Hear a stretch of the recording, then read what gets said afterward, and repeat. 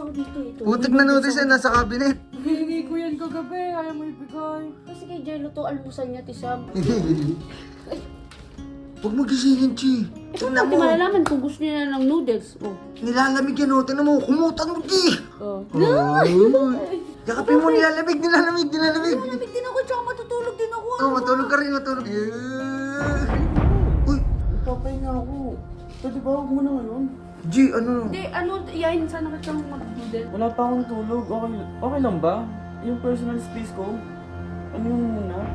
Baka nagugutom ka bago ka matulog. Oo, Pwede ba mamaya ng pagkain na yan? Matutulog muna ako. Iiwan ko na lang dito.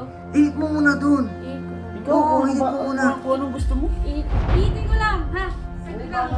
G, Balik ako. G, balik ka, ha. Iinit mo lang. Sige, wait lang. Nag-e-effort nga yung tao. Ikaw na nga sinusuwi, ikaw na nga nilalambing, ikaw pa yung galit. Say, natutulog ako. Say, pwede ba?